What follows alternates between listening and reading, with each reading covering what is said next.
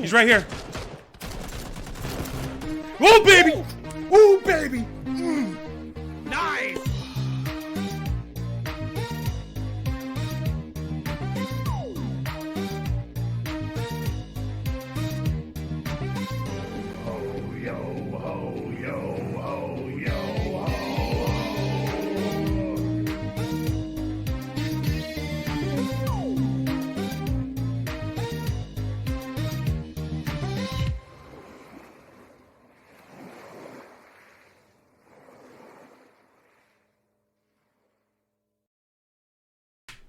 Well, hello everybody. I hope you're having a wonderful, wonderful day. It is Friday night. I know I've been slacking on PieRat TVs the past couple weeks. There's been some other stuff that's been coming up. I was out of town 2 weekends ago at Halo Outpost Discovery. Yeah. Enjoying what they had there. And then last weekend I took the Friday night off because I was mulling over some things. And hopefully those will come to fruition in the near future. Because I'll be, I'm trying to touch base with a local party here to run for Congress here in. Oh my goodness, get out of here, Ducky! It was not a lame lie. So this week we're going to talk a bunch of current events, some of the stuff I've missed over the past couple of weeks because, I wasn't streaming PieRat TV and that I wanted to touch base on while I was gone, but I kind of just kept it up. That's gonna be, oh my goodness, Foxy, please. Wanted to talk. Your booty is mine. The dogs are going crazy in the background. Thank you for the host, Mimi. Your booty is mine. This dog, I swear. He just has to bark at all the dogs walking in front of the house, all the people walking in front of the house. He has to tell them he's here. The other two dogs that are here don't do it. They just chill. I don't understand it. Anyways, so how is everybody doing tonight? I hope y'all have had a wonderful week. I know there's a lot of people at PAX West. Kind of wish I could have gone, but it just wasn't in the budget, wasn't in the time budget either. I hope they're all having fun. And I miss a lot of them already. But, so we have a little bit of a desert going on in the mixer with a lot of the partners up there. Mimi with the gift subscription to Foxy. Thank you so much.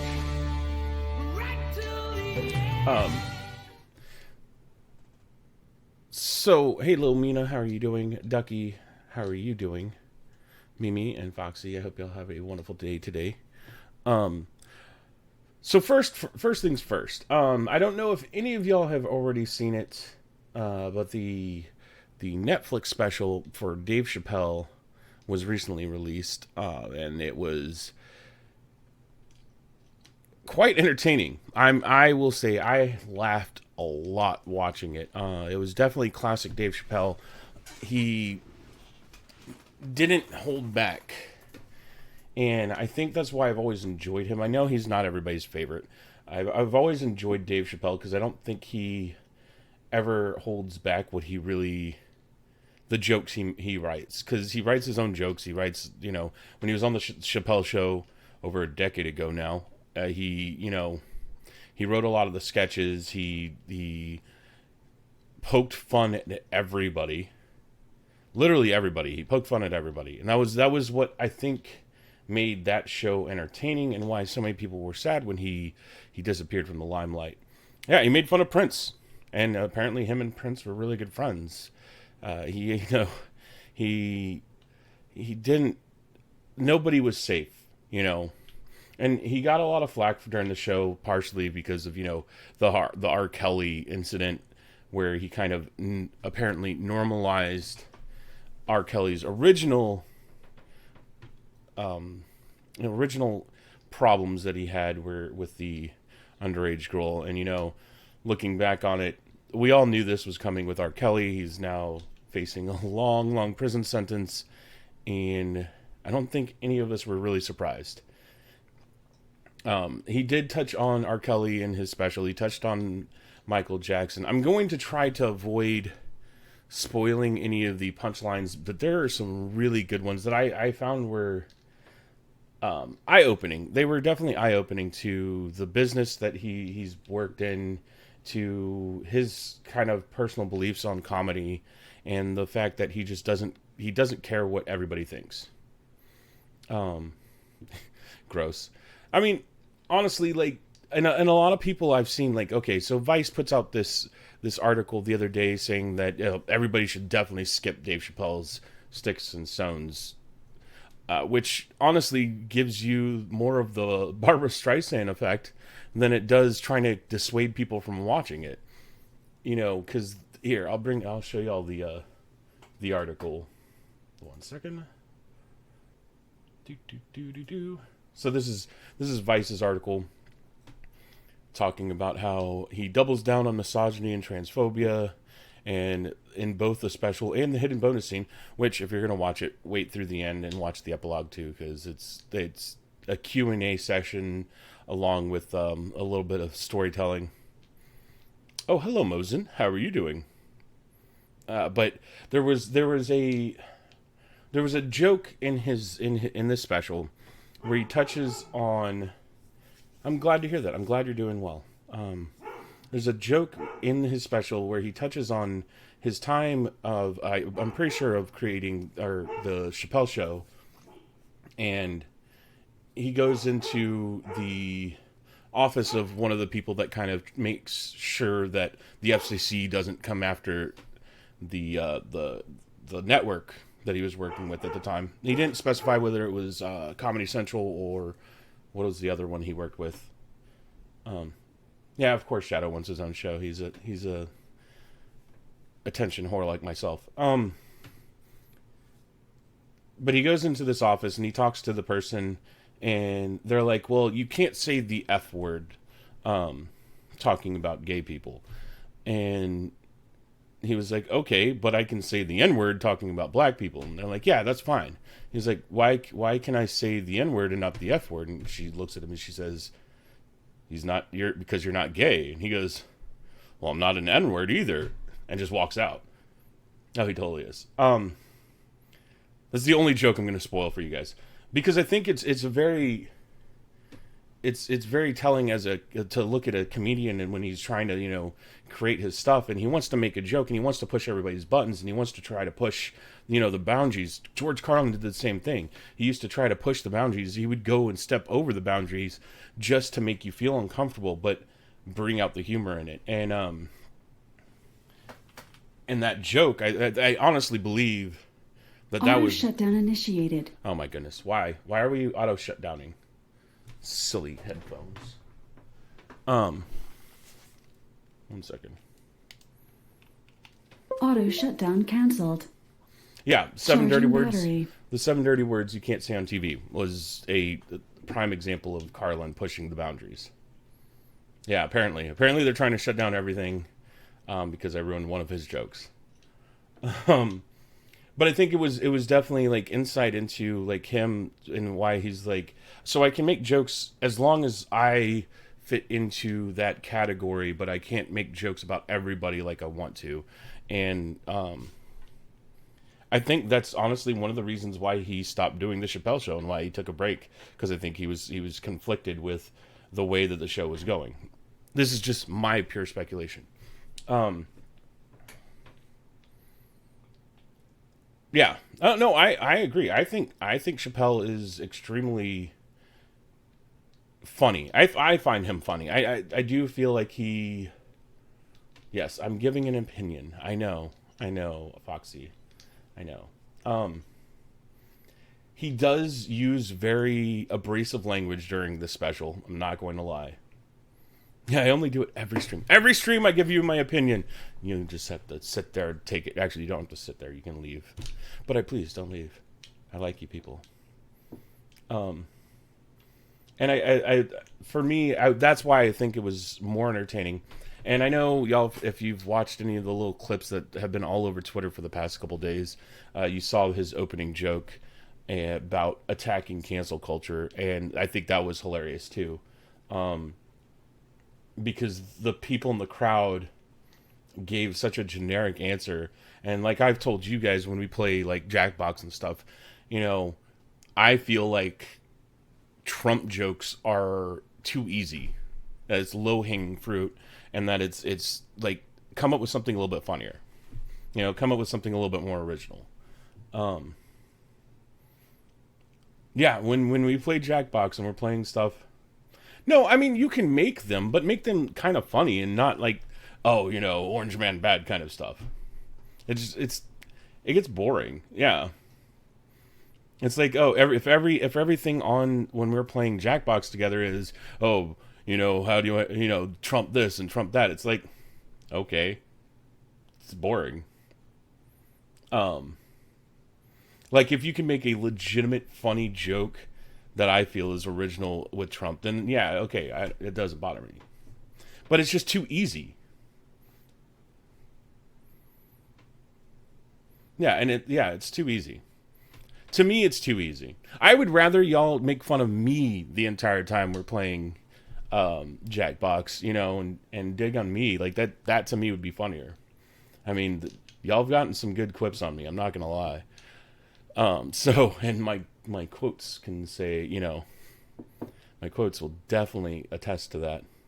And I agree with you too, Foxy. A lot of the stuff he does is like, okay, whatever. I'm like, y'all are getting mad about silly stuff. And I think some of the stuff we're going to be talking about tonight will bring out some of that stuff a little bit.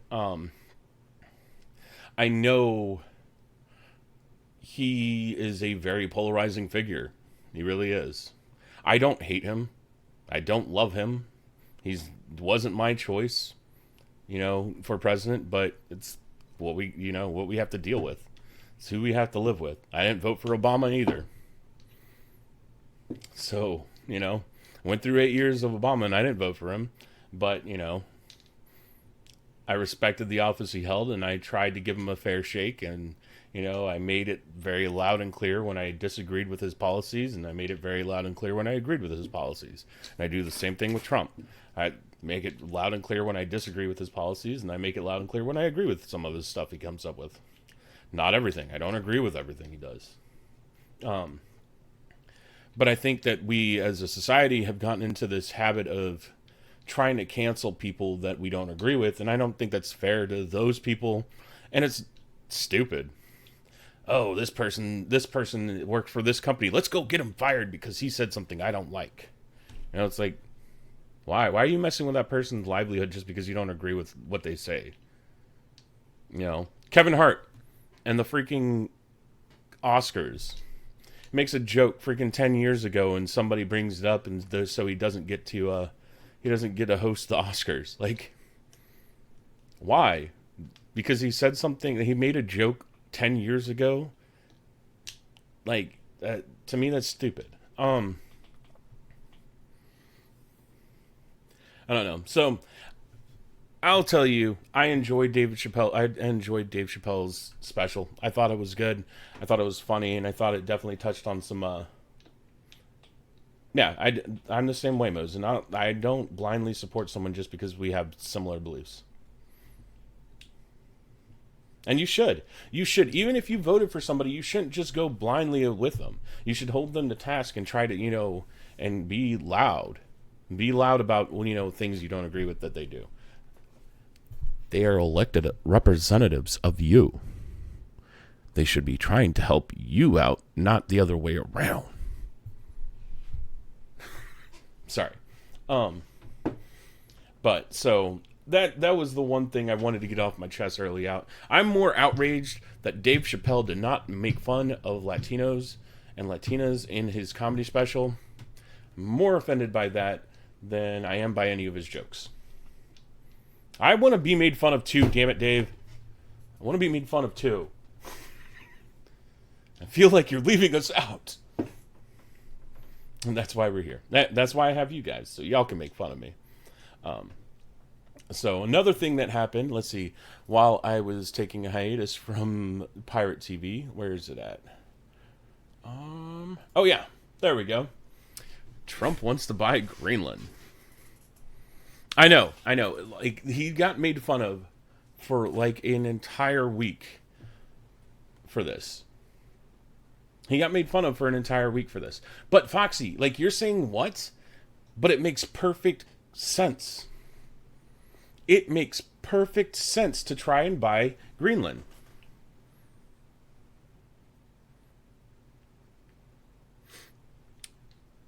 Okay, look, I'll tell you why it makes perfect sense. Greenland has a bunch of natural resources that are untapped. And it's not a country, though. It's an independent sovereign state under Denmark. Denmark owns Greenland. Denmark subsidizes Greenland. Denmark gives a lot of money to the 500,000 people that live in Greenland. Yeah, and it's not like he walked up there with it. He was like, "Hey, what would it take to buy Greenland? Let's find out." And it wouldn't be the first or the last time that the United States has bought land from another country. Alaska's number one. We bought that from Russia for dirt cheap. Dirt cheap. Seward's Folly? Yeah, they were making fun of Seward. Hey, Seward, why'd you buy that piece of ice rock up there on the other side of Canada? Yeah, and then all of a sudden it's got a huge amount of gold deposits and oil deposits. The Louisiana Purchase. Well, the Louisiana Purchase was different. See, the French sold the Louisiana Purchase to the Americans because they thought after they got done with Europe, they'd come over and take it back from us. But we did. We bought the Louisiana Purchase. We bought a couple different countries, or a couple different states from people. It's not unfounded. We've done it before. And Greenland has a bunch of untapped resources that are becoming even more accessible with the melting ice caps up there. Yeah, they thought, Mosen. I agree. Texas, part of Texas. Texas won its independence, though, from Mexico. We bought, trying to remember who we did buy. We bought something from Mexico, but again, Mexico was one of those people like, oh, we'll just go and take it back later. They didn't really care. But yeah, like it's not silly. It sounds silly. You think of it like in like Foxy's reaction. You think of it. You can't just go and buy a country. But you can. I mean, what the problems that you would come into is if the U.S. was to buy Greenland from Denmark, would be what do you do with the 500,000 Danish citizens that live in Denmark and the native people? What do you do with them? Do they become American citizens? Do they get kicked out of their homes and sent to Denmark? Or, what do you do with them? Honestly, I think the easiest way was to let them stay there and make them American citizens and, help them that way. But, that's something that's never going to happen because, again, Denmark said no. So, yeah. Yeah, Mosen, that's how I'd see it. I mean, that's exactly what happened in Louisiana when the United States bought the Louisiana Purchase from France. The people of Louisiana and up north became American citizens, and that's how you get Cajun food. You're welcome. So yeah, Cajun food is delicious. So like. When I first saw it, I thought the same thing as Foxy. Like, what makes him think he can just go and buy Greenland? Like, that's just weird. Like, that's something you don't think of because it's something that hasn't happened in a long time in the States. And I'm pretty sure it hasn't really happened a lot in the world in general. Also, there's not just with the untapped resources that are there. Like, I think they have a huge zinc deposit in Greenland. If I'm not mistaken. Let's see if they talk about it. Bum, bum, bum.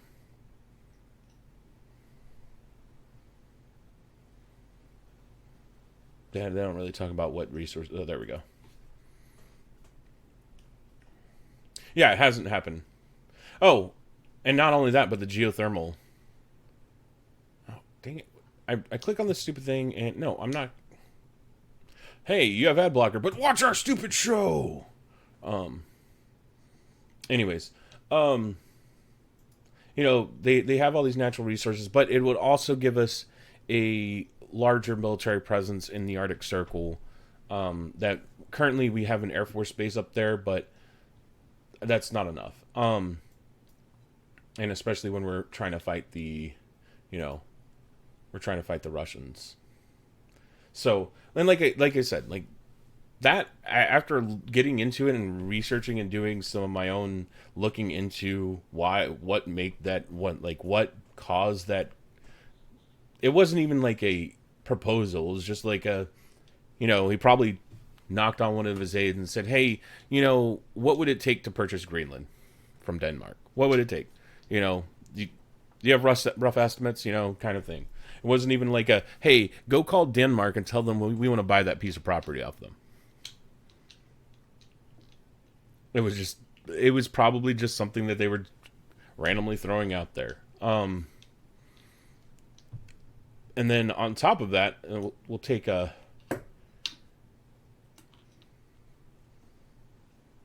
Yeah. It probably didn't come across that way. But yeah, definitely, context is definitely important.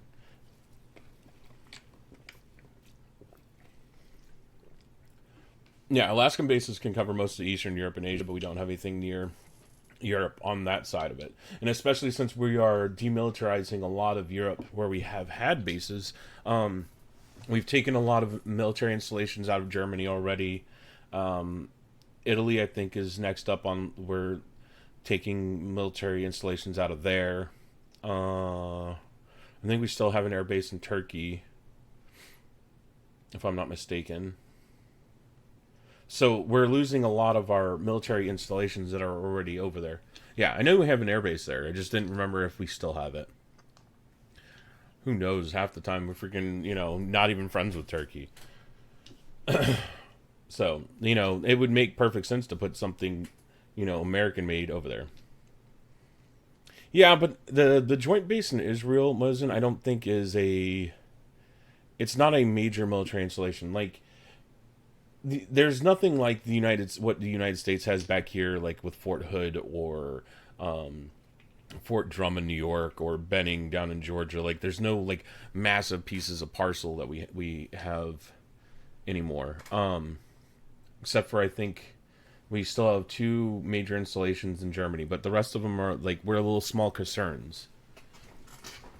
No, I know, Mosin. I'm just saying, like, there's nothing even close to that over in Europe, except for Grafenwehr and Hohenfels. I think those are the 2 places we still have over there that are pretty large, but they're again training facilities, so they have to be large. So because they have to have land that we can go and do maneuvers in over there. Believe me, I spent a couple winters in Grafenwehr. That was not fun, but fun at the same time. Yeah, carrier strike groups, but I mean that. If you need large military movements, a carrier strike group, like they're good for an initial push, but not a. Yes, Mimi, we do. Because even with the range that aircraft can fly now, you're talking about moving not just like a couple hundred people at one time. You're talking about moving thousands of people at one time. So the less amount of distance that they have to travel, the better readiness on the ground. Major troop movements are no easy task at all. From seeing it firsthand, and since, my father was a transportation officer, knowing some of the stuff that he did, and he was in charge of making sure... Not how many are in a troop... okay, so your average army company is about... a little bit over 100 people, and then your average battalion is anywhere from 3 to 5 companies, and then your average brigade is 3 to 5 battalions. And usually when you do like a massive military movement, it's at least 1 battalion, but it could be a whole brigade or even a whole regiment, which is a couple brigades thrown in there. To go over there. Yeah, and you also have to think about equipment. You have to think about vehicles. You have to think about ammunition, weapons, and all of that. And doing that from just the United States to fly everything over there, because a lot of the stuff is still shipped by boat. Um, it's still even shipped by boat. So what'll happen is we'll go. So like say at the beginning of Iraq, the Iraqi War, they had a couple regiments and they said, okay, you guys are going to be first in. So they sent those guys over, and then within a week or two, then those guys got, actual orders to move in and do what they needed to do. But when you're like after the first initial push in Iraq, the second deployment, like those guys had been training for the past year. Their stuff all got moved out maybe 2 or 3 months before, and then they would get into country, or they'd get into Kuwait and then be at Kuwait for a month, make sure that they got all their equipment in, and then they would make they'd exchange. Yeah, the logistics behind it is ridiculous. It's crazy the amount of logistics that go into something like that.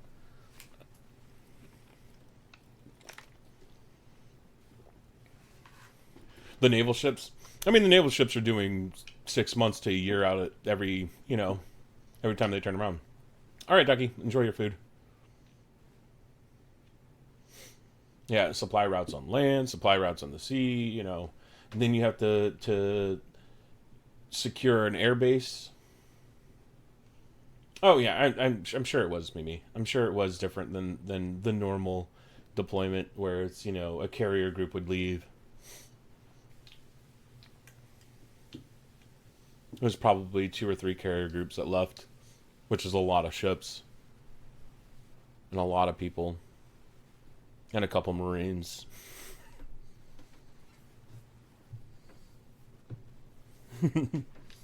There was my Marine joke. You're welcome.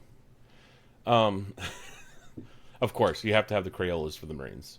Otherwise, they wouldn't get to eat. Come on. Oh, yeah, and he also defended Kevin Hart. So, that's what made the whole Greenland thing, like, actually, when you look into it, you look into what they have, it makes actual sense. Well,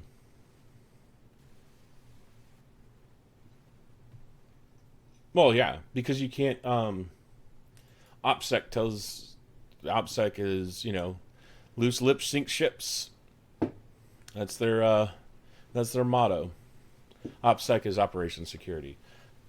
There's certain things you can talk about. There's certain things you can't talk about. Even when you're downrange, and you're talking to your family over the phone, you can't talk about certain things. You can't, when you mail stuff from downrange, all of your mail gets read. There's no secrets. There's no secrets between the soldiers and the government. Because they have to maintain Operation Security. You can't be giving away, that was one of the things that irritated me a lot about Geraldo Rivera. It was Geraldo. Was it Geraldo? Yeah, Geraldo Rivera. On their initial push into Baghdad, Geraldo was basically giving away the, I think it was First Cav that was with him, if I'm not mistaken. He was basically giving away their exact position the entire time on CNN. On CNN. Mind you, CNN is not just watched by Americans. CNN is watched worldwide. And you're sitting there, hey, I have this entire regiment of tanks moving in. We're coming down this highway right outside this little town. Okay, you're... What? I'm honestly surprised nobody punched him in the mouth to shut him up. Because that can cost lives. That kind of stuff can... And that's what made... I think that's what made Iraq a little bit different from any previous war. Whereas, Vietnam changed the way that we view war because there was journalists on the ground there. And they could report, and they were reporting what was happening. And most people back at home don't know what really happens in combat, and they don't know what happens in in countries that are, at war, because we haven't had a major war on American soil since 1860. But yeah, OIF was definitely the first major conflict that had live media coverage. I mean, to a certain extent, the first Desert Storm did too. But the first Desert Storm, honestly, there was nothing really to it. Operation Iraqi Freedom is what it's called. So Afghanistan was Operation Enduring Freedom, and then Iraq was Operation Iraqi Freedom. They have specific names. Every time you have major military movements that deal with combat, you have this nomenclature that is attached to them, so you can differentiate in the military what you're going to and what you're doing. Operation Just Cause was Panama. That's why, with most veterans, they'll use OIF over, the war in Iraq, because it's just easier. It's easier to disseminate between OIF and the Gulf War.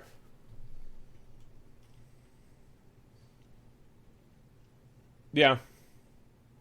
The Gulf War was just interesting because it was at the very beginning of the 24/7 news cycle, but not everybody had access to CNN. Not everybody had access to the cable channels. I know I didn't have access to cable channels then, but I was living in Japan on a military base at the time, so a military installation at the time. No, it was. That's what I'm saying. Vietnam changed the way we as the people saw war because of the news coverage on it, because they had journalists on the ground, because Time magazine was over there, because you had the actual journalists taking photos and reporting on what was going on there, that it kind of actually woke up the Americans and people in general to the devastation that war causes. And what's going on, Veter? How are you doing? Sorry. Yeah. So it wasn't until OIF that you had that instant information. I remember watching on my TV in Germany, because I was in Germany right after OIF started. Right, I'm trying to remember. No, I was in Germany right before OIF started, I think. Because I remember we were in basic and we were talking about, because we were already engaged in Afghanistan when I was in basic training, and I remember one of my drill sergeants telling me, "Hey, within the next year we'll be in Iraq," and I just remember, really, you think we're gonna go back to Iraq? And then bam, not even 6 months after I finished basic training were we in Iraq, and so I was like, damn, that dude, he already knew.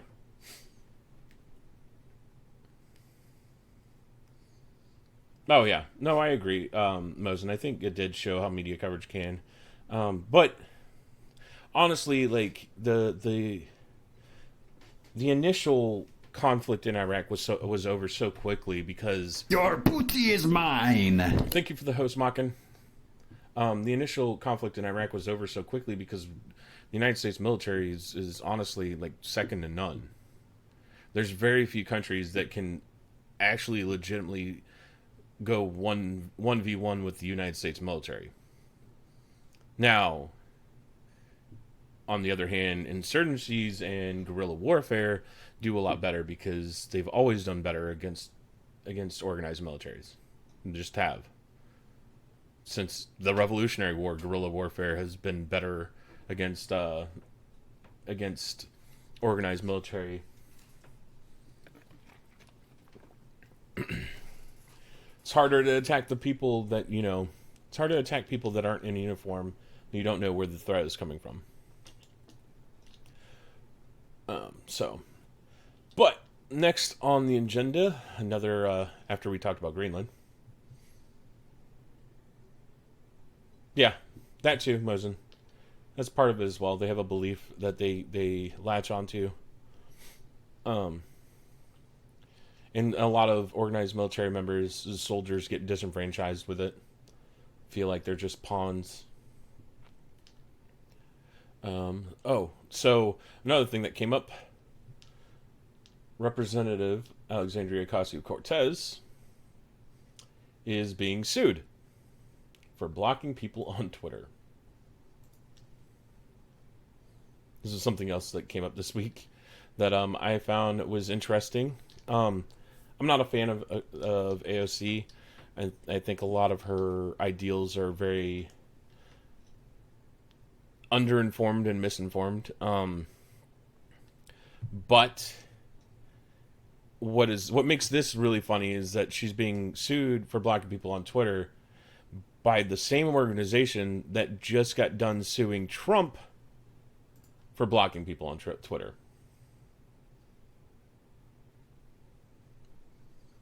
Which, honestly, I don't have a problem with. I think they have legs to stand on, and that's why they took it to court, was because these people are public officials.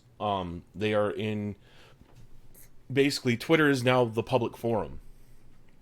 It's where people have access to talking to their public representatives. It's the place where people have discussions about politics. You know, whether they can be civil or not is a different problem, because a lot of them don't stay civil. But being the president of the United States, being a representative in Congress, you're actually like, what the judge stated in this one is that you're violating the First Amendment if you are these people, if you are one of these people that are public representatives, blocking people. Also, see, and that's something that's going to have to come up real soon, Mosen. The platform or publisher stance is going to have to come up real soon. But Twitter has nothing to do with this. This is President Trump. This is Representative Cortez, basically blocking people that either attack them or disagree with them or criticize them. I know AOC has blocked... Who did she block? She blocked Dov Hickend and Joey Salads. If y'all don't know, Joey Salads is running for Congress. He's a YouTuber, I think. And Dov is a former representative, I believe, former member of Congress. So she's going to lose this fight, even though she's, No, yeah. Mosen, I agree. I agree that Twitter shouldn't.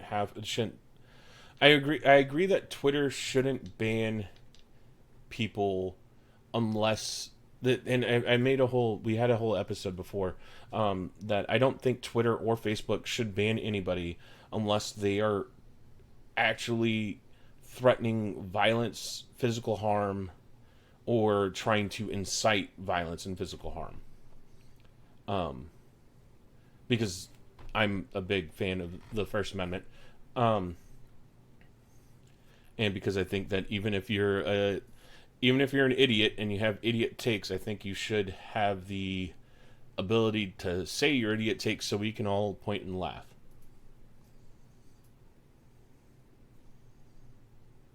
That's what I say. That's how I feel. On my own channel here, I really don't ban anybody unless they break TOS. My mods and I I've talked with the mods about it. Like, we had somebody in here trying to troll before. Like, it gets to the point where, like, look, I'm going to tell you to be nice to people, and if you don't want to listen to me, then yeah, I'll ban you. But, I don't, unless you're saying something racist or homophobic or, sexist, that goes across the line, then I've become more lenient with what is allowed on my channel. But I want to also create a place where people don't feel like they're going to be attacked for those issues.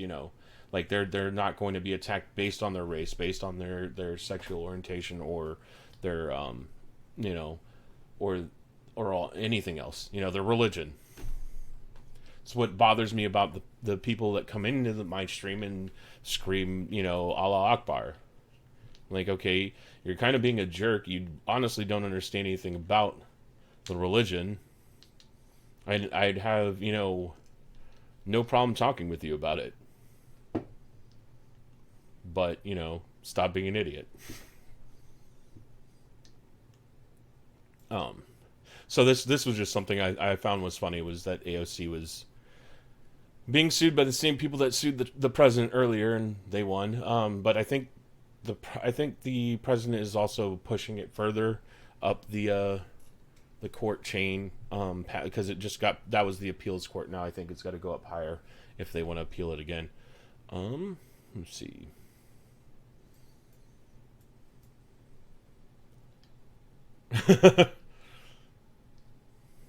Like, I don't mind laughing at those kind of things, Whisper.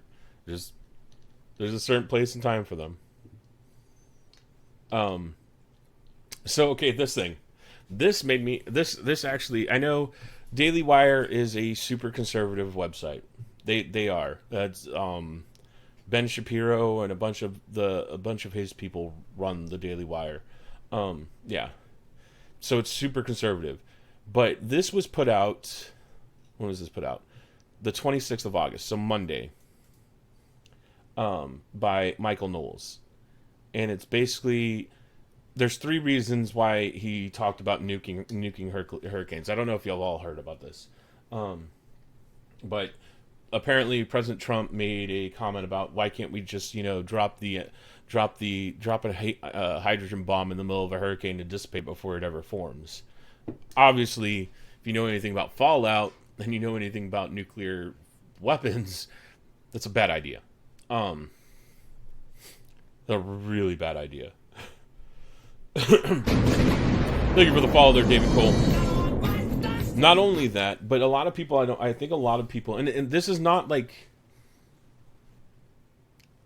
yeah, but even with a smaller payload of a bomb, you're talking about a storm system that can reach the size of Texas. The hurricanes have a lot of power, and you would have to have something that outpowers the amount of power that hurricanes have. No, I know. I understand. I understand you didn't say hurricanes. I'm just saying, like, one of the things is, this is not the nuking a hurricane apparently is not an uncommon thought by people. I think the National Weather Society gets people that send in, hey, why don't... Yeah, NOAA too gets a bunch of stuff. Hey, why don't we just nuke a hurricane as it's forming and ruin it, and stop it from forming? And they're like, yeah, that's just not going to work. Yeah, not going to work. And a lot of it has to do with the way that hurricanes are formed. A lot of it has to do with the amount of energy you would have to use to stop a hurricane. Also, Foxy, I know you're not exactly in the path of this one, but I know you're gonna get rain, and I hope y'all are safe down there. If you're still listening for some reason, but and what's been cracking me up the most, I have a bunch of friends that live in Florida. They live down in Fort Myers, Tampa area. And they've been laughing because they've been seeing all the headlines on CNN. Oh, Dorian's gonna be a Cat 3 and Floridians are running for cover. And they're like, dude, we're from Florida. Category 3 is like a summer storm. We're not worried about a Category 3. Now call me when it's a Cat 5. That's kind of how I feel here in Houston too. After the couple hurricanes I've lived here in Houston with, Category 3, okay, it's going to do some minor damage. Tropical storm going to do some damage to property.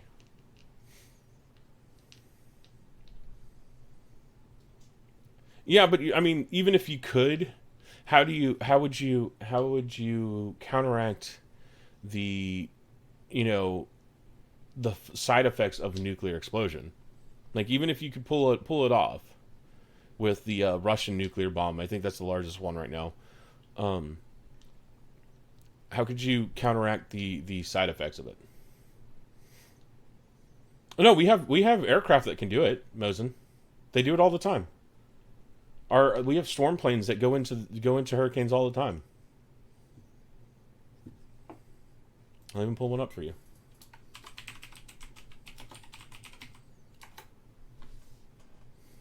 Yeah, you got this plane right here.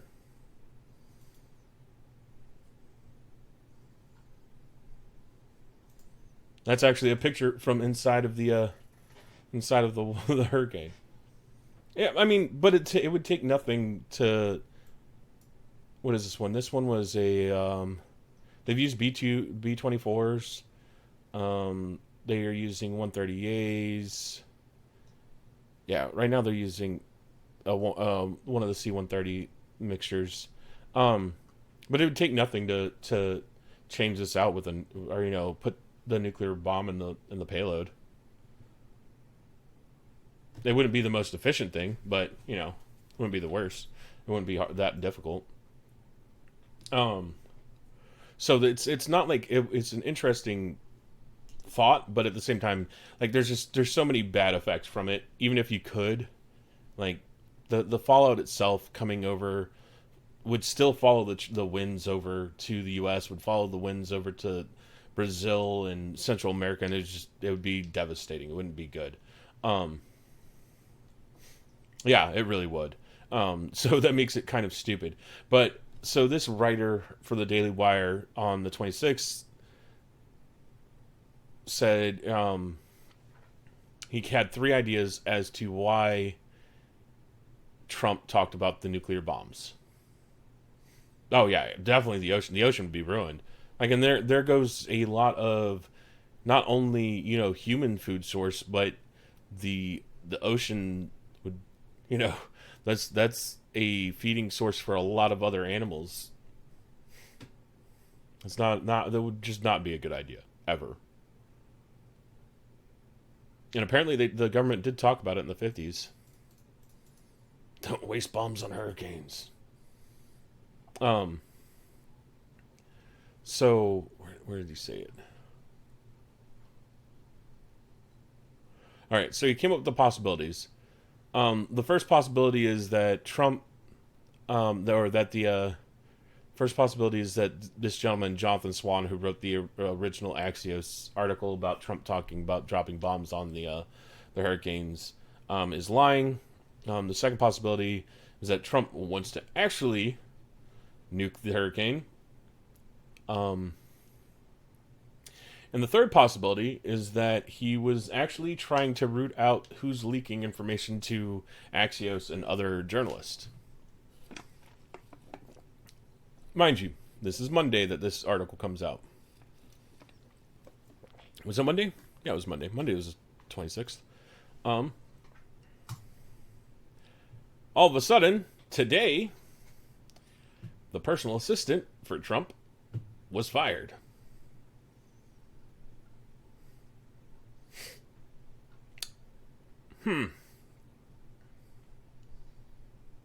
And she had been talking with reporters.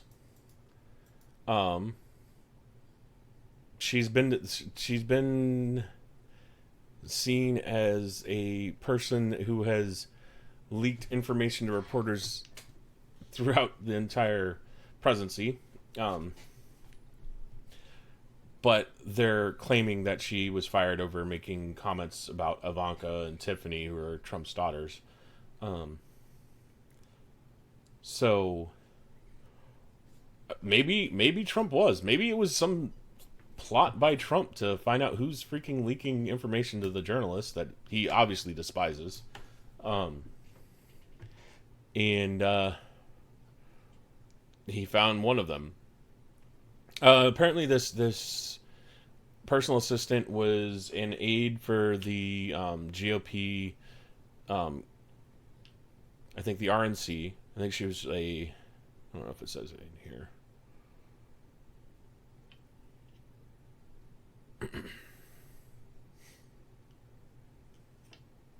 Well, most people wouldn't think that he's smart enough, but like it makes perfect sense. Like, I'm not saying that that's exactly what he did it for, why he talked about the nukes. I'm not saying that that's it, but there's obviously he got rid of somebody he couldn't trust in his office anymore, and it's just happenstance that it happened after, a week after, the same week as this individual said that maybe it's trying to find out who's the leak. Yeah, I mean, it makes perfect sense to say something okay, that makes perfect sense though, Mosen, to say something super outrageous that even you don't believe, to see and only give it to one or two people that you're suspecting, say it to this aide or this person or this person, and be like, yeah, how about I'm gonna go ask that guy about nuking the hurricanes, or oh, welcome back, Dougie. I'm gonna go talk to the Department of Defense about nuking hurricanes. Like, just say it off the cuff to somebody and see who goes and runs off to freaking tell the journalist. Like, it's a perfect plan. Again, I'm not saying that that's what Trump was doing when he said nuking. It's just it's an interesting series of events that have happened this past week about it. So, I think Trump is a lot smarter than a lot of people give him credit for, but I also think that he's still a jerk. I think he's still a jerk. He's still a mean person. He's still a bully.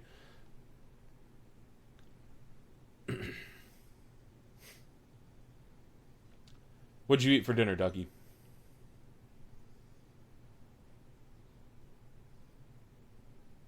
Ravioli. Oh, ravioli sounds delicious. I had teriyaki beef with rice for dinner.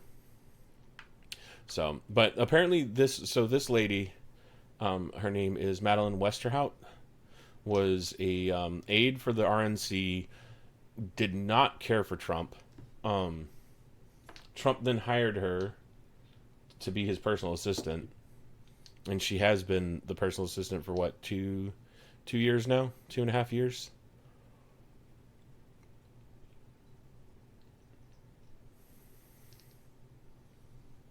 She was observed crying on election night because she was unhappy that Trump won. But she found her way into the top job, having previously worked at the RNC.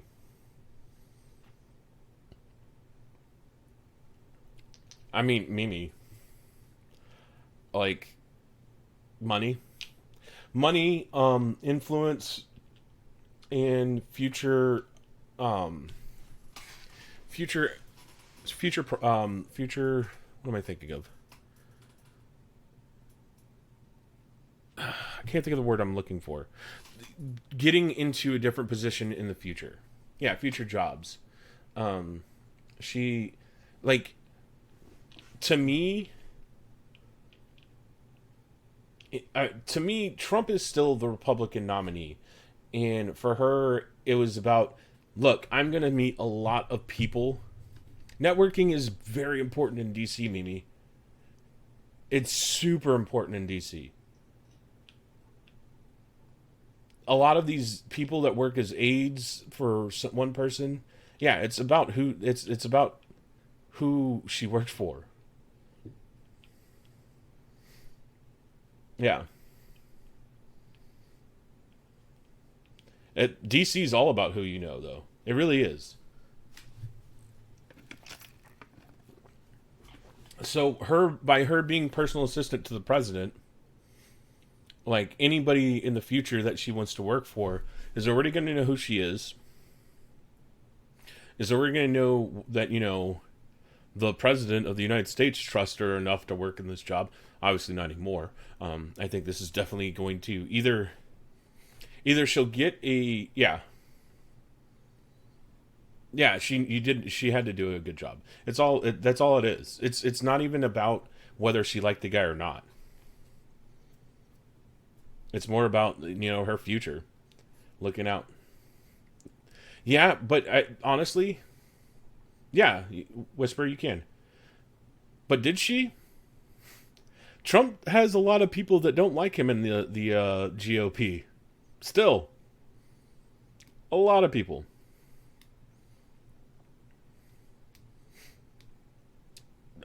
like there's still a lot of Republicans that don't care for Trump. Yeah. Well, I think that she won't flip parties. That's just not a. It's not a common practice, but she might get offered a job with somebody who just doesn't really like Trump at all in the future. Yeah, and she's been in the position for 2.5 years now. She's made a lot of contacts, I'm sure, through all the people that go into the office of the president. Um, so I don't think she'll be hurting for long. Once this blows over, because she was never part of what's going to help her in the future is she was never in the front. Like she was never on camera. Maybe like in the background she was on camera, but she was never Huckabee. You know, she was never Sarah Huckabee Sanders. She was never Barr. She was never one of those people that had to sit up there and talk in front of the news. She was just always in the background. She was doing her own thing. She was the personal assistant. She was nobody that the public really knows. So representative so and so who really doesn't like Trump says, "Hey, I'm looking for a new personal assistant. Would you like the job?" This will all blow over. Nobody's going to remember who you are tomorrow. It's not like she's Monica Lewinsky where people remember her for decades.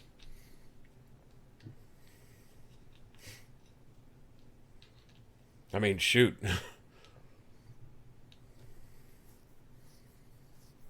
Yeah. It's more of keeping track of things, printing off things, telling him where he needed to be, who he was going to see, gatekeeping on who got to talk to him, and stuff like that. That's all her job really was.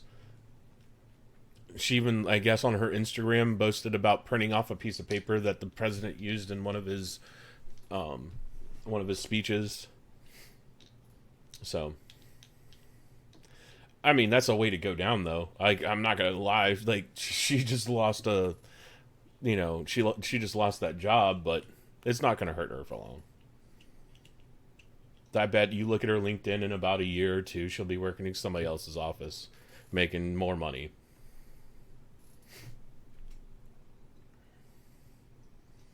Oh yeah, if she was the press secretary, or like again, if she was Sarah Huckabee Sanders, then there's no recovering from that.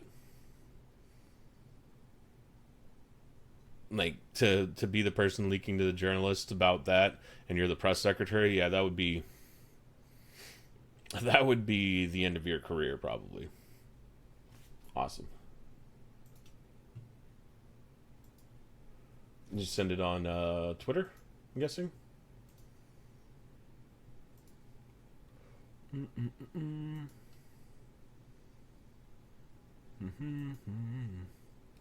Nothing there. Sorry, I'm looking. Discord. Oh, there it is. Discord's just being slow.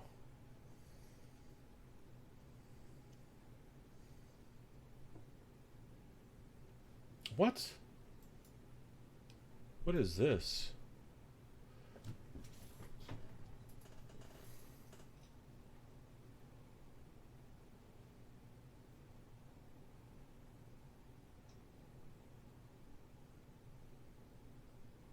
Huh.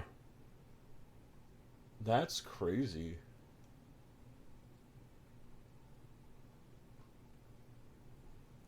I'll have to give that article a look over there, Mosen. That's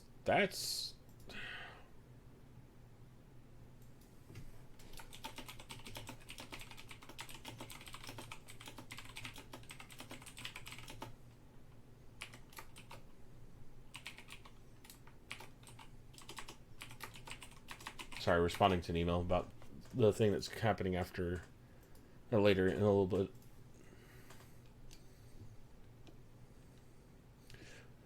All right, Whisper.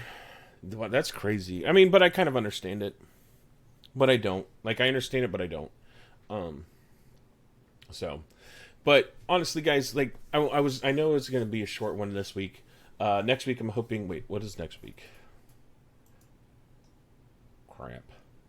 Next week, I won't be streaming PieRat TV. My sister's getting married. And then PieRat TV will be back on the 13th, I believe. Yeah, 13th. Yeah, so my sister's getting married next weekend, so we're not going to do another PieRat TV. I'll be streaming again tomorrow night. I'm going to stream probably Call of Duty. Oh, yeah. I already have my suits getting altered right now. So, and I won't forget about D&D on Sunday. Don't worry. I'll be there on Sunday. So tomorrow night we'll be doing Song Request Saturday, like my usual Saturday nights. Probably Call of Duty, because there's no other game I can play music in and not be frustrated if I can't hear people. We play Dungeons and Dragons on Sunday at 6 p.m. usually, Mosin. We should be finishing the Rise of Tiamat. Yeah, the Rise of Tiamat on Sunday, hopefully. And then I think we're taking a week or two off. I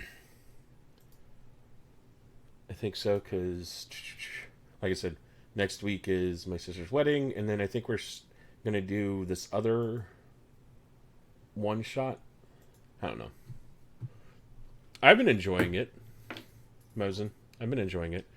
And then Monday night will be...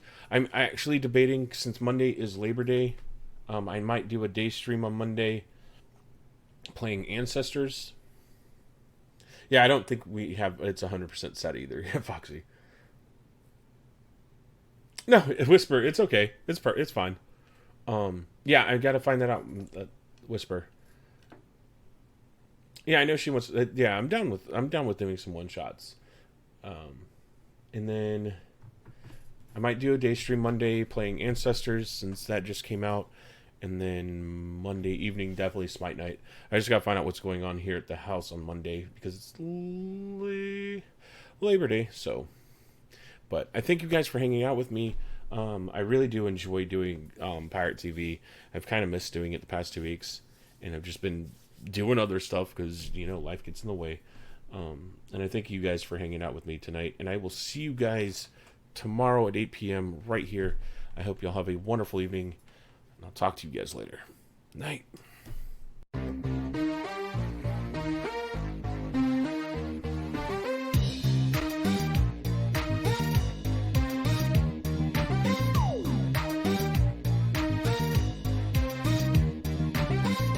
Ho, yo, ho, yo.